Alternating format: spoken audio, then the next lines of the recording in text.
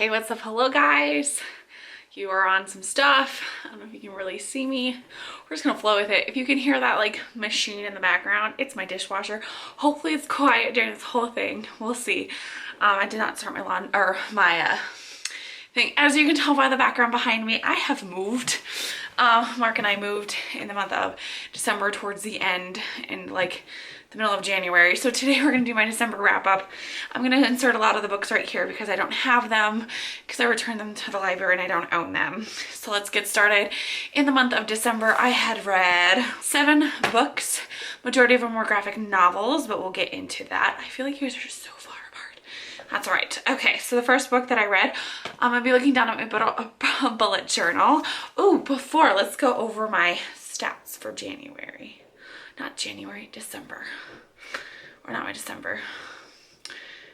Let's act like we're filming page. Let's do my stats for the new year. So for 2020, I read 15,753 pages. That should be inserted right here.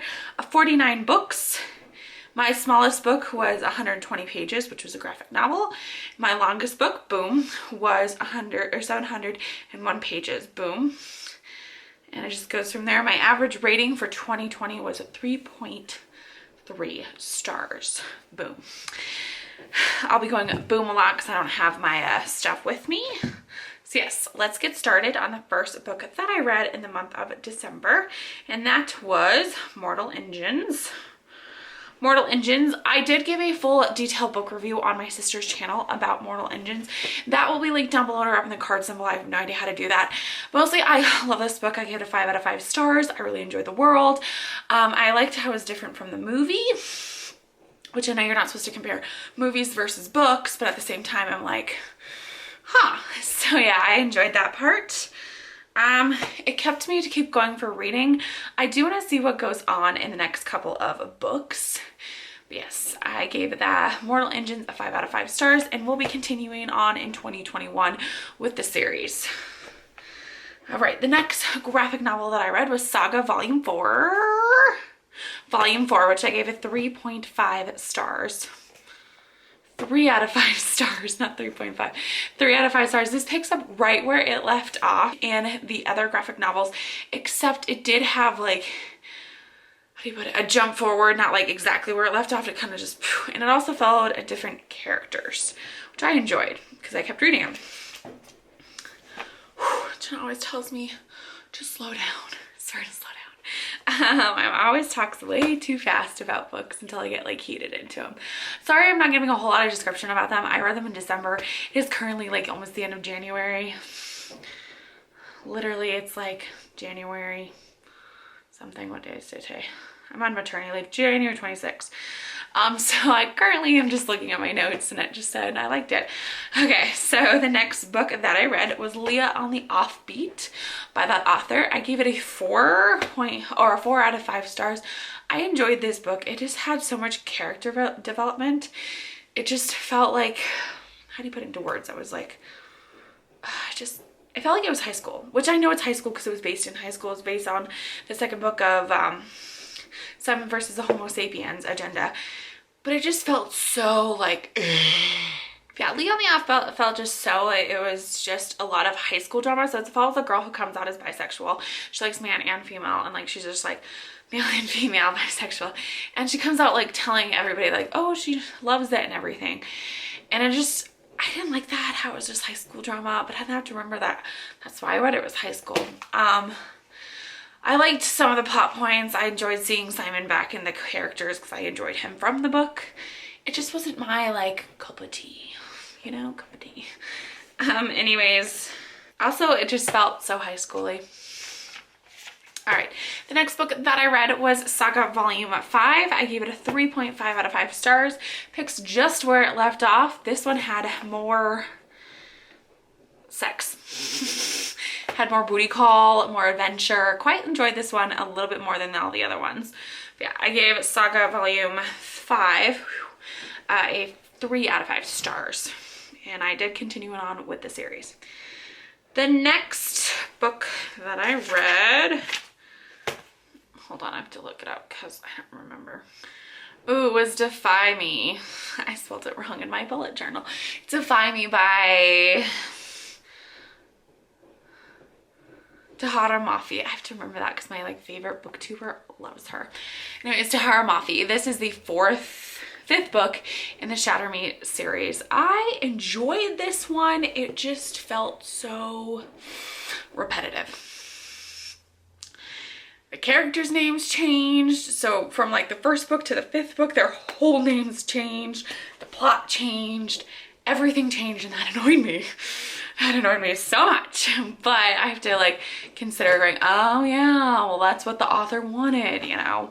But at the same time, it annoyed me because I have to like go back and be like, who's this character? Oh, it's this person. Oh, so I didn't really enjoy that part of it. So yeah, I gave Defy Me a 4 out of 5 stars. I don't know about continuing on with the series. I know that there's like 6 books. Hold on, I have Goodreads pulled up now. Series. Yes, there are 6 books. I could probably finish it up and figure out what happens to Juliet or whatever her new name is. And Rowan. Yeah. Figure out what happens, but it's not like on my top priority to like, oh my goodness, read. The next book that I read was Saga Volume 6 by the author, boom. This one I gave a 3 out of 5 stars. I usually give graphic novels 3 out of 5 stars.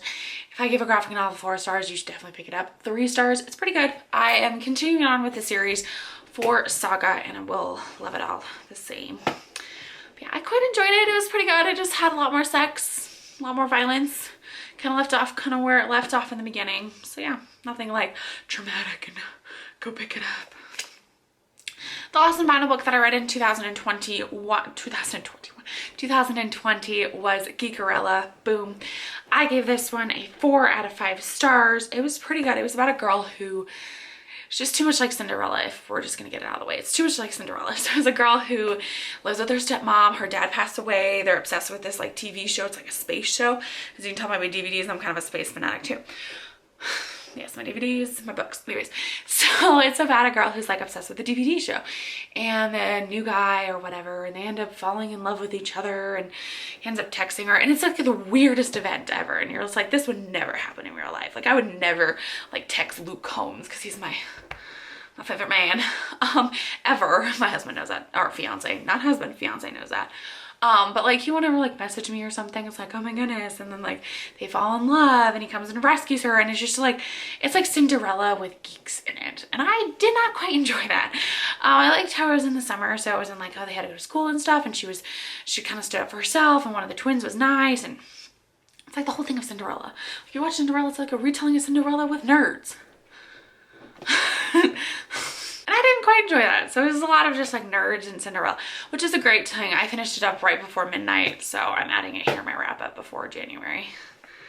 But yeah, I gave the Geekerella 4 out of 5 stars. I don't think there's another series to it, so we'll not be continuing on with it because it's a standalone. All right, so yeah, that's all that I read in the month of December. It's currently January 26th. When I'm filming this, I'll probably get it up sometime soon. As you can tell, I've moved. Our infant room is not set up yet. I'm currently still pregnant. I'm 39 weeks in 2 days. 2 days. I'm technically on maternity leave. Well, long story made short, we got shut down for 2 weeks, and then so February 1st is when I go technically on maternity leave. But yeah, so it's a little crazy. I did have a vlog planned, but none of the footage got on here. My camera's being weird. I don't even know. Luckily, we do have internet at my new place. So yeah, I will probably have more story times. I'm thinking about filming my next part. It's my January wrap up, but I do want to finish a book before that. So yeah, we'll see. I might just edit this video and say, oh, I don't feel like editing today. I'll keep you guys all updated on my Instagram right here. Go follow my twin sister. She's ones who edited our book talk videos. She likes to just edit videos. She might end up editing my January wrap up, depends if I go into labor. She's like, I could film it for you too. And I'm like, no, Jenna, I will film it. You can edit it, whatever. And she's like, okay. And I was like, well, I can also just film it at the end of February and go like, this is my January wrap up, like December.